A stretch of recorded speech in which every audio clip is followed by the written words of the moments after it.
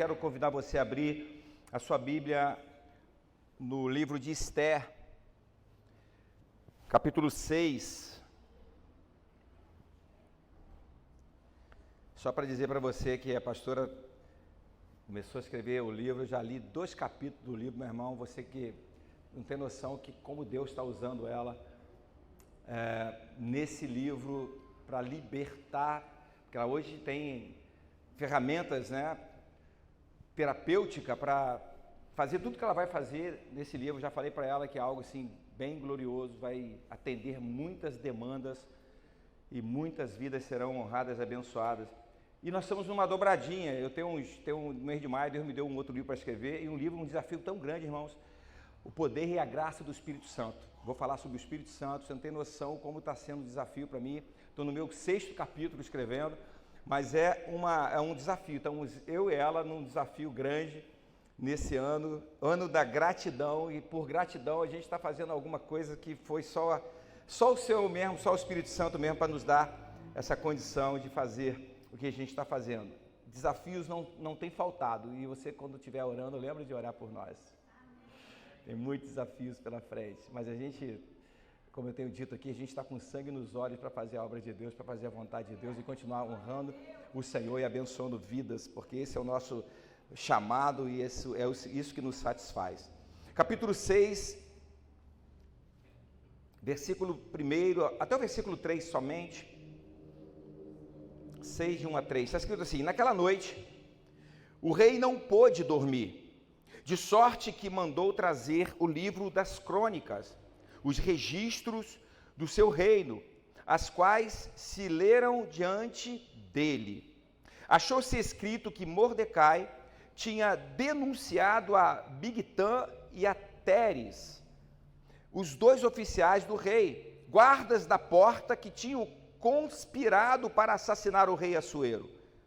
Perguntou o rei: que honra e reconhecimento se deu por isso a Mordecai? Os moços do rei, seus servos, responderam: coisa nenhuma se fez a ele. Só até aqui. Vamos orar mais uma vez. Pai, em nome de Jesus, te louvamos e te exaltamos nessa noite por tudo aquilo que o Senhor tem feito nesse lugar, pela tua palavra, Pai, que tanto nos honra, tua palavra que é viva e ela vivifica a nossa história todos os dias. Muito obrigado, Pai. Pai, alimenta-nos com esta palavra, fale ao nosso coração, porque nós sabemos que Tu és um Deus poderoso, e nós da Igreja de Cristo cremos num Deus assim. Nós temos experimentado este Deus, um Deus que não nos deixa, não nos abandona, um Deus que ainda cura, que ainda liberta, que ainda transforma, que ainda salva, um Deus poderoso, e nós estamos aqui exaltando o Teu nome, glorificando o Teu nome, declarando que Tu és o mesmo ontem, o mesmo hoje e o mesmo eternamente. Pai, obrigado mais uma vez. Portanto, assim nós oramos, Pai, e te agradecemos no nome de Jesus. Que a igreja do Senhor diga amém. Amém. Nós temos como tema o Deus que trabalha para quem nele espera. Se você tem esperado no Senhor, eu tenho uma notícia para te dar e vou te dar com todo prazer. Deus está trabalhando por você. Amém. Deus está se movendo por você. Se você está de verdade entendendo e enxergando que Deus é o mesmo, Ele não mudou, e Ele não mudou, mesmo que você não entenda, mas se você estiver recebendo isso, você pode ter certeza que algo está acontecendo dentro do teu coração, e vai acontecer ainda mais fortemente essa noite, porque o livro de Esther nos traz ensinamentos absurdos, grandiosos, e nos faz ver, melhor dizendo, a grande manifestação e do poder de Deus na vida de quem nele de fato espera. O livro de Esther traz umas verdades que elas são bem claras para mim, e eu quero fazer uso daquilo que Paulo fala aos Romanos, no capítulo 8, versículo 28, todas as coisas cooperam para o bem daqueles que amam a Deus. O livro de Esther me mostra isso, que todas as coisas cooperam para o bem daqueles que amam a Deus. Se você ler os 10 capítulos do livro de Esther, você não vai encontrar em nenhum momento a menção do nome Deus, você não vai encontrar. Você pode olhar, pode detalhar, pode buscar, você não vai encontrar.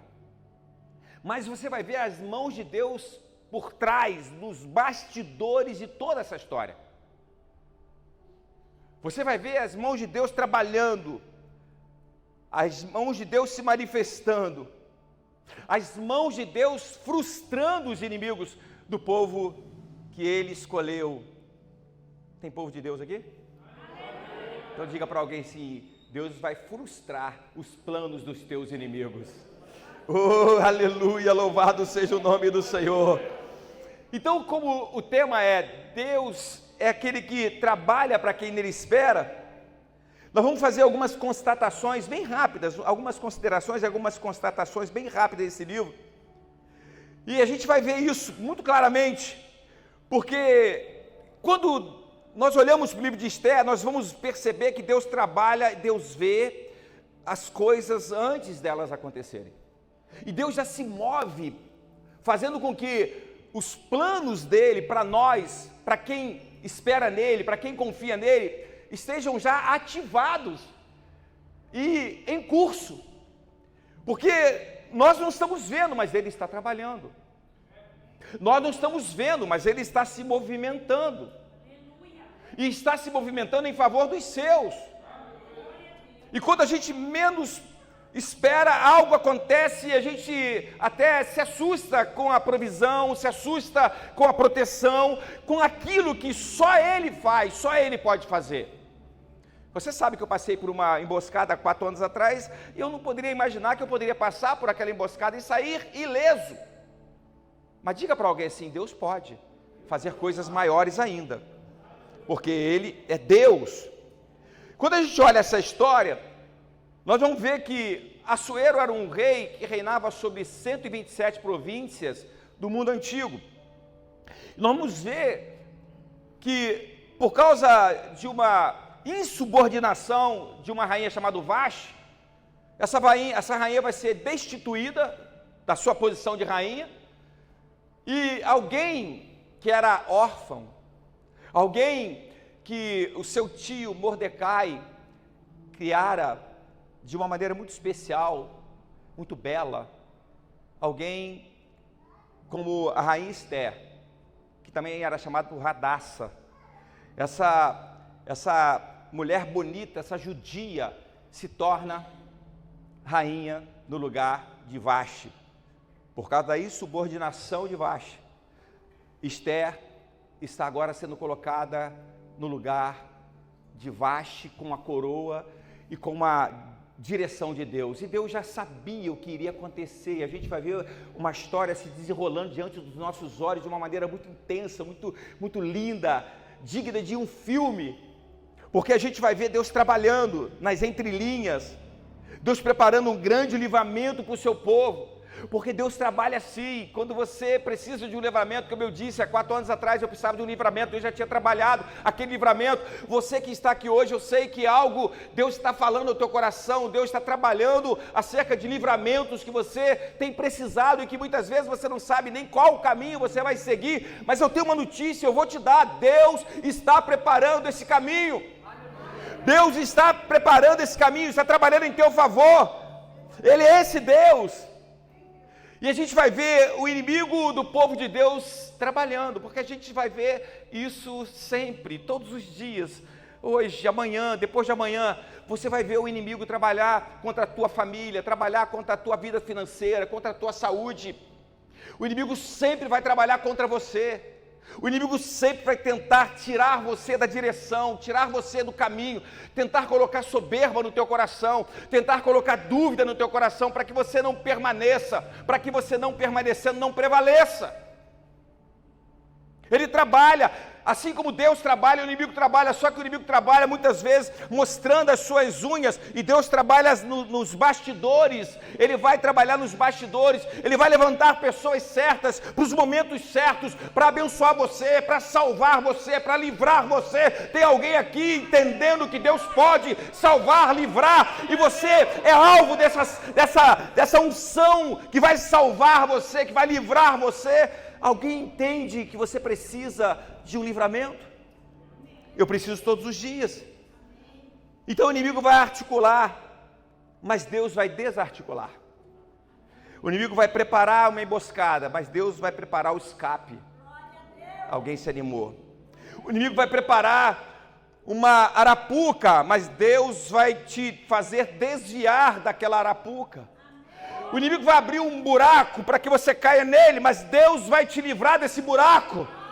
Porque Deus ainda livra, Deus ainda livra, Deus ainda livra. E a Bíblia diz que, no capítulo 3, para a gente adiantar, a Bíblia diz que Assuero levantou um homem chamado Amã. E levantou esse homem dando muitas regalias para ele.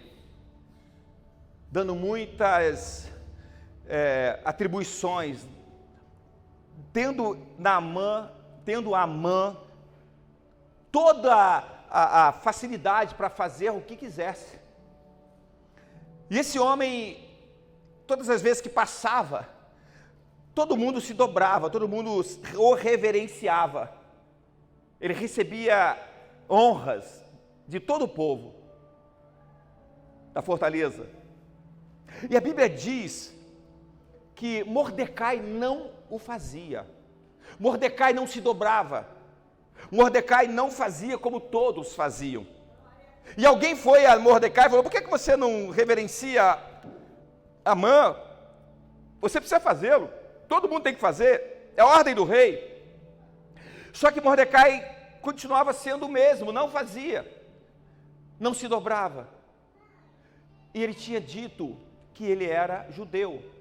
Mas ele tinha dito para Esther não dizer de que povo ela pertencia. Então ela estava lá no palácio, era rainha, mas ninguém sabia de onde ela vinha. Ela vinha de que povo? Ninguém sabia.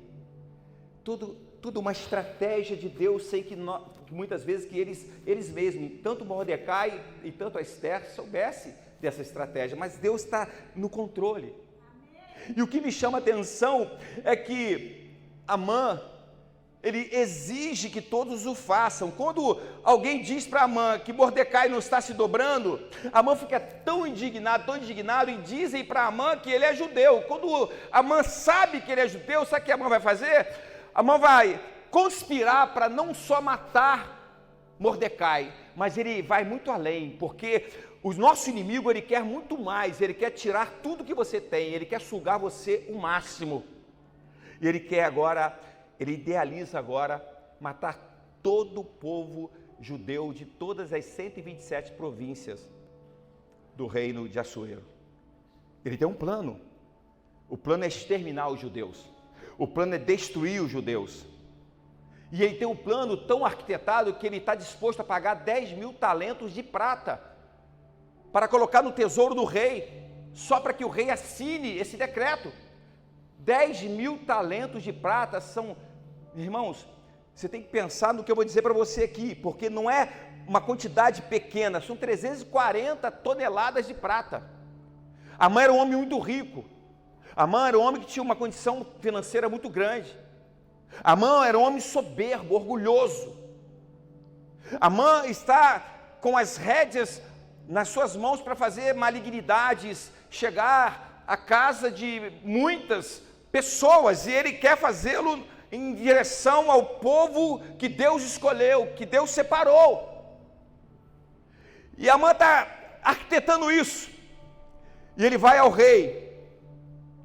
E o rei recebe aquele desejo de Amã. Ao oferecer 10 mil talentos para colocar no tesouro do rei, o rei cede. E Amã diz que havia um povo cujas leis eram diferentes das leis que o rei praticava.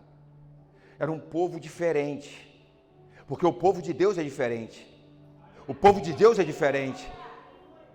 E aí, ele vai fazer uma coisa, isso aqui me chama a atenção, como eu vejo as mãos de Deus trabalhando de uma maneira muito tremenda, porque Amã vai jogar sorte, para saber o dia que irá executar esse intento de destruir, de dizimar o povo de Deus.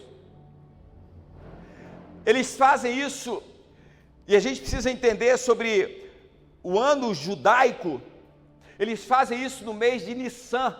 O mês de Nissan era o mês de março, abril, o mês da Páscoa, o mês da libertação do povo lá do Egito. Esse mês é o mês de Nissan, o primeiro mês do calendário judaico. E ele joga sorte. E jogando sorte, a sorte cai para o mês de Adar. O mês de Adar era o último mês do calendário judaico. Era o mês de fevereiro, março. O que isso tem a ver, pastor? Aonde você quer chegar? Eu quero chegar num fato em que os judeus terão tempo para articular como superar e vencer o que Amã quer fazer, que é destruir todo o povo judeu. Ele tá com a máquina na mão, ele tem um decreto do rei assinado, e os judeus vão morrer. Então, Deus está dando tempo, porque até mesmo o inimigo de nossas almas, quando está intentando contra nós, ele lança sorte para saber alguma coisa acerca do que eles vão fazer. Deus intervém, Deus está intervindo na tua vida, em teu favor, porque Deus tem as mãos dele poderosas sobre a vida daqueles que temem a ele. O temor do Senhor é o princípio da sabedoria. Se você continuar firme, temendo ao Senhor, Deus vai continuar trabalhando em teu favor. Irmão, Deus tem o controle. A fortaleza de Nissan era uma fortaleza onde todas as decisões do rei eram tomadas. Deus está articulando lá dentro. Todo o poder de Deus está sendo derramado sobre a vida daquele que Deus está trabalhando em seu favor. Deus está trabalhando em favor do povo que ele escolheu, mas o inimigo está arquitetando para destruir o povo que ele escolheu. Agora, escute isso. Deus tinha planejado o escape, e o escape vai ser grande, porque eles vão precisar, inclusive, jejuar. Assim que eles sabem, eles colocam um jejum de 3 dias, jejuando 3 dias, sem água, sem comida nenhuma, buscando o favor de Deus, para que a rainha Esther possa se aproximar do rei. Havia 30 dias que ela não era chamada pelo rei, e ela não podia chegar sem que o rei a chamasse. Para isso, ela deveria ir e pedir proteção e direção de Deus para que o rei estendesse o cetro, para que ela pudesse se achegar ao rei, se achegar ao palácio, ao lugar onde o rei estava. E ela jejua e busca, e todos os judeus estão jejuando e buscando. Há um povo clamando, há um povo buscando de Deus, para que Deus faça com que o seu favor venha. E ela, depois de 3 dias de jejum, ela vai se aproximar da onde o rei estava sentado no seu trono, e o rei se agrada dela, estende o cetro, chama Esther e pergunta a Esther o que ela queria. Esther falou assim: eu queria fazer um banquete, onde eu quero convidá-lo e também Amã, quero que Amã esteja com a gente. E ela tem um plano, e esse plano está sendo executado. No banquete, ela é perguntada pelo rei: olha, o que você pretende, o que você quer? Ela falou assim: eu quero fazer um outro banquete amanhã, e eu quero convidá-los para estar comigo amanhã, não só o rei, como Amã também.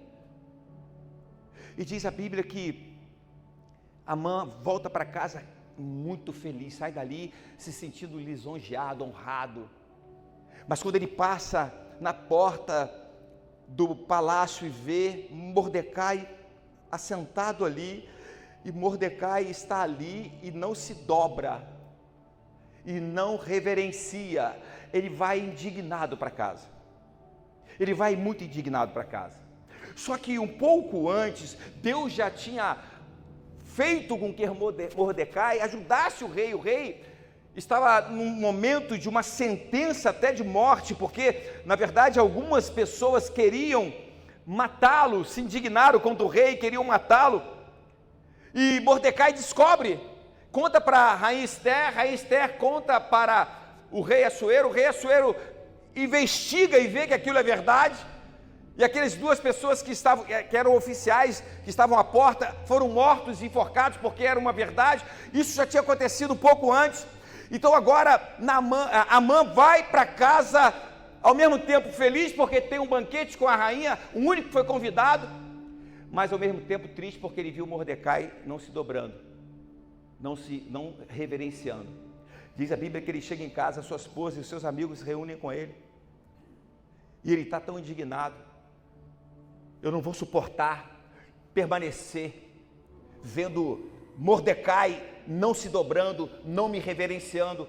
E diz a Bíblia que eles estão ali conversando, aí uma ideia surge. Qual? A ideia de fazer uma forca de 22 metros de altura e pedir ao rei na manhã seguinte para que enforcasse Mordecai naquela forca. Você vê que o inimigo está trabalhando, mas Deus está trabalhando no silêncio. É nesse silêncio que eu quero que você enxergue e entenda Deus.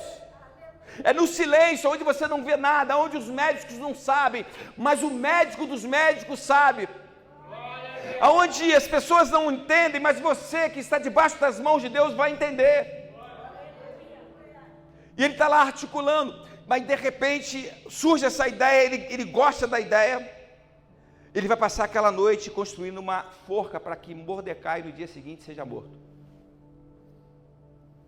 Diz a Bíblia que naquela noite o rei Assuero não consegue dormir. Não dorme. Será que ele não dorme porque ele não quer ou não dorme porque Deus não deixou? Porque Deus está no controle. Ele não dorme, não consegue dormir. Ele fica com insônia e o que ele pede? Ele pede as crônicas do seu reino, onde tem os registros do que acontece no reino. Agora, preste atenção nisso. Quantos livros de crônicas teria? Eu penso que vários. E quando ele pede alguém para ir buscar um dos livros, aquele que vai buscar escolhe um de tantos outros livros e traz para o rei que não dorme, para o rei que não consegue dormir. E diz a Bíblia que quando ele pega o livro das crônicas, ele abre onde estava escrito que Mordecai tinha ajudado o rei a ser livrado de uma conspiração de morte, e que foi testificado que aquilo era verdade. E o rei faz uma pergunta: o que Mordecai ganhou? Qual foi a honra que ele teve por ter feito o que fez? Olharam para ele e disseram: nenhuma honra, não houve honra nenhuma. Não houve? Não. E a Bíblia diz que naquele exato momento, no pátio do rei, alguém faz um barulho, o rei pergunta quem chegou nessa manhã no pátio para pedir ao rei que enforcasse Mordecai. Amã, aquele que passou a noite construindo, idealizando uma maneira de matar Mordecai. E ele chega, o rei ouve, o rei manda chamá-lo, e o rei faz uma pergunta para ele. A pergunta foi uma pergunta simples: o que eu faço com aquele que o rei pretende honrar? Qual é a sua sugestão? E o soberbo Amã, ele pensa assim: quem mais o rei gostaria de honrar? Quem mais o rei queria tanto que fosse honrado? Ele falou assim: ninguém mais do que eu. E ele começa a listar a honra. Uma veste que o rei já tenha vestido, um cavalo que o rei tem o hábito de sair com ele, uma coroa. O oficial mais importante do reino, para que conduza essa pessoa por toda a cidade, declarando que assim se faz ao homem que Deus quer honrar. Glória a Deus. Aí quando ele termina de falar e listar tudo, o rei fala assim: então faça isso com Mordecai. Pega Mordecai, veste Mordecai, prepara Mordecai, sai com Mordecai pelas ruas da cidade, honra ele porque ele precisa ser honrado. Olha o cativeiro virando. Irmãos, quando Amã termina de fazer com que essas honrarias viessem sobre a vida de Mordecai. A Bíblia diz que ele volta correndo para casa com a cabeça inchada, totalmente fragilizado, sem saber o que fazer. E quando ele chega em casa, aqueles que estavam sempre ajudando ele a conspirar, agora libera uma palavra profética dizendo: Naamã, se isso está acontecendo, tem coisas piores para acontecer. E enquanto eles estavam conversando, os eunucos do rei chegam para trazer Naamã para onde? Para o banquete.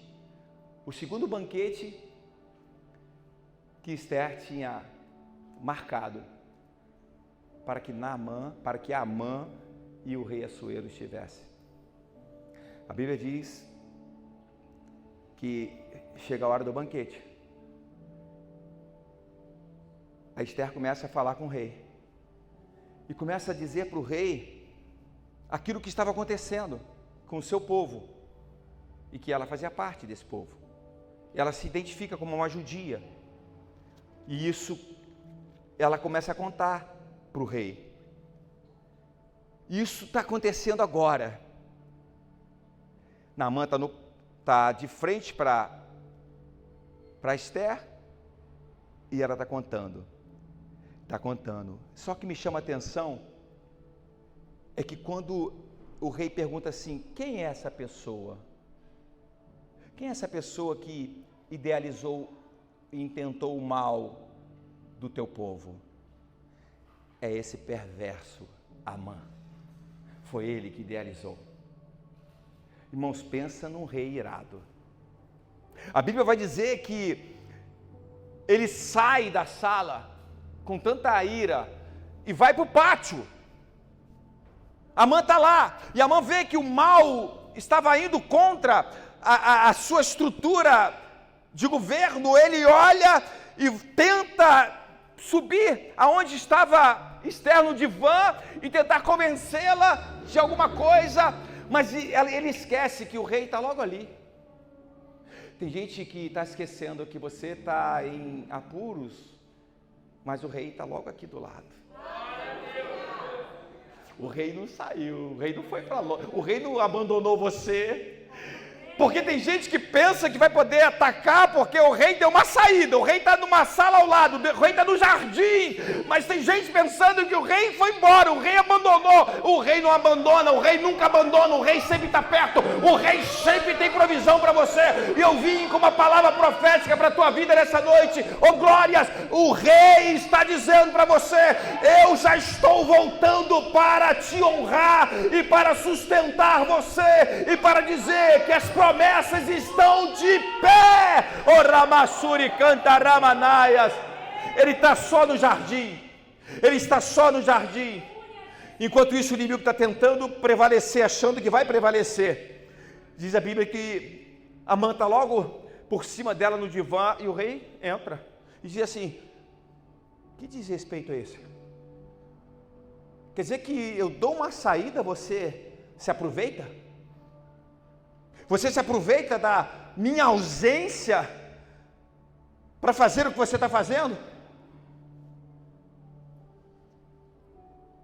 Aí sabe o que acontece?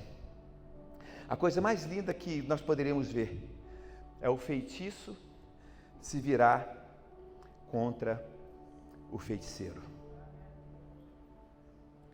Porque nessa hora, alguém diz: Amã preparou uma forca, está lá perto da casa dele, para que Mordecai fosse enforcado agora pela manhã. O rei disse: enforca Amã nessa forca. Irmãos, o dinheiro não resolveu, os planos diabólicos não resolveram, as intenções malignas não resolveram, as articulações não resolveram.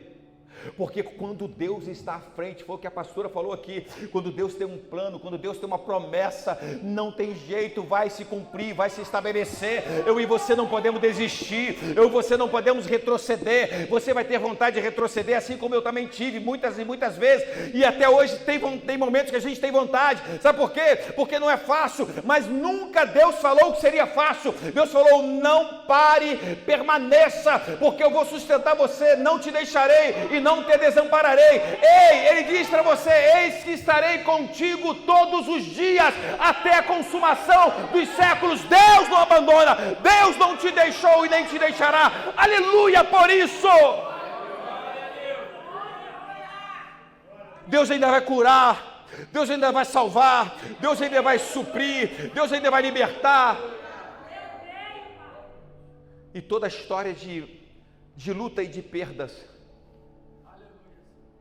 quando ela está intensa, é porque o plano de Deus ainda é maior.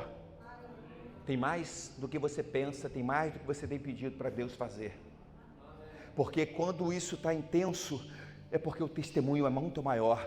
Deus vai dar a pessoas aqui testemunhos que você jamais imaginou que teria. Porque Deus está revertendo quadros. Deus está fazendo com que a chave vire. E aonde as pessoas estavam dizendo: não vai virar, não vai ter êxito, Deus está dizendo: não, eu estou à frente. Eu não te trouxe aqui nesta noite para dizer para você que você ficaria do jeito que está. Não, Deus está dizendo para alguém aqui: Ele está mudando o curso da tua história, da tua vida, e você vai ver isso diante dos teus olhos. Alguém se anima com esta palavra? Aleluia! Decanta rabassúbias, para a gente orar. Deus reverteu o quadro, porque foi assinado e não poderia ser revertido se não houvesse a intervenção do próprio rei, para fazer com que a tristeza se transformasse em alegria, o luto em celebração. Porque Deus vai dar aos judeus a possibilidade de se defenderem nesse grande dia. Por isso que esse dia, até hoje, os judeus, eles comemoram como o dia do Purim. É um dia de festa, é um dia de júbilo, é um dia de alegria, é um dia onde eles foram livrados da morte. E a Bíblia vai dizer que Mordecai, ele foi tão honrado que o capítulo 10, no versículo 3 vai dizer assim: o judeu Mordecai foi o segundo depois do rei Assuero. Assim como José teve honra de governador e foi o segundo depois de Faraó, Mordecai também. Deus trabalhou de forma que Mordecai, ele foi o segundo depois do rei Assuero. Grande entre os judeus e estimado pela multidão de seus irmãos, porque trabalhou pelo bem-estar do seu povo e procurou prosperidade de todos os judeus. Eu quero orar por você, mas eu tenho algo para dizer para você, para a gente fechar. Você não está vendo, mas Deus preparou o livramento para você. Quem pode dizer amém por esse livramento? Diga para alguém assim: o rei não te abandonou. Ele está só no jardim e já está voltando. Ele já está voltando, irmão. Eu posso ouvir os passos. Eu posso ouvir os passos. Ele já está voltando. Deus está desarticulando o que o inimigo articulou. Eu tenho uma notícia para te dar. Deus está trabalhando. Se você está esperando nele, você vai ter uma grande notícia ainda esse ano. Alguém aqui vai entender o que eu estou dizendo. Uma grande notícia.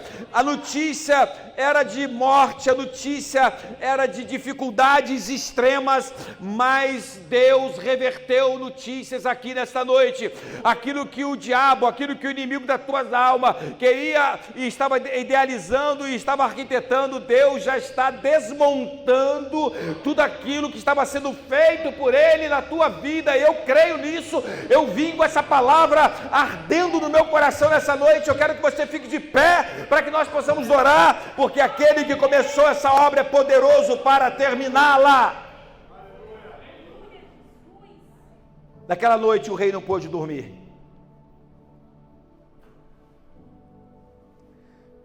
Naquela noite o rei não conseguiu dormir. Porque Deus encaixa as coisas. Era naquela noite que Amã estava preparando a forca.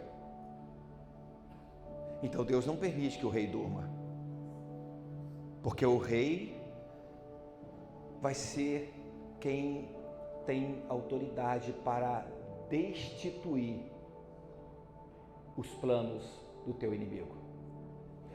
Ele vai desbaratá-los. Existe um plano contra a tua vida, Júnior. Existe um plano contra a tua vida, irmã Chayenne. Existe um plano contra a tua vida, irmão. Existe um plano. Existe um plano contra a tua vida. Existe um plano contra a tua vida, irmão. Tem um plano. Porque o mesmo reino que articula para nos trazer vitória, tem um reino do mal articulando para nos trazer a derrota.